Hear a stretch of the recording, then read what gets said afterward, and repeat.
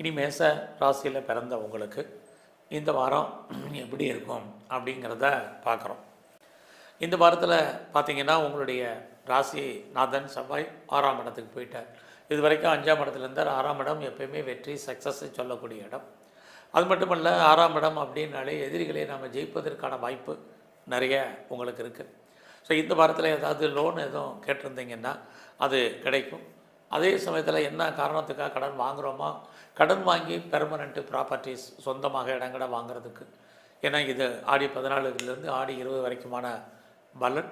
நீங்கள் எதாவது இடங்களை வாங்குறதுக்கு, வீடு வாங்குறதுக்கு அதுக்கான வாய்ப்புகள் நிறைய, வண்டி வாகனங்கள் வீட்டு உபயோகப் பொருட்கள் வாங்குவதற்கான சூழ்நிலைகள் இந்த வாரம் உங்களுக்கு இருக்குது.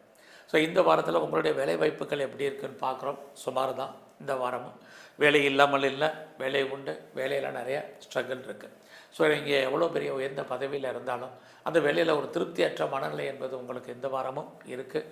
அதனால் எந்த ஜாபில் இருந்தாலும் சரி, ரொம்ப பொறுமையாக நிதானமாக அந்த வேலையை ஹேண்டில் பண்ணுங்கள். இது ரொம்ப முக்கியம்.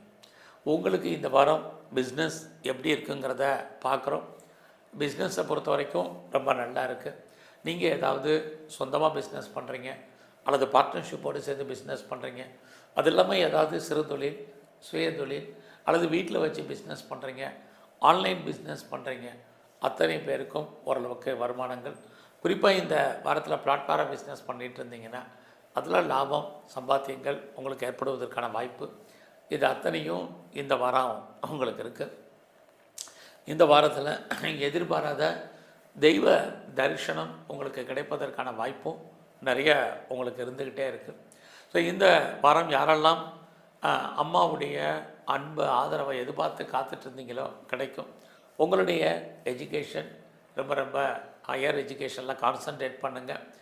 இந்த வாரத்தில் யாரெல்லாம் உற்பத்தி சார்ந்த துறைகளில் இருக்கீங்களோ உங்களுடைய ப்ரொடக்ஷனுக்கு தகுந்த சேல்ஸ் இருக்க வெளியே ஏதாவது லாபம் கைக்கு வருமானா அது சுமாராக இருக்குது.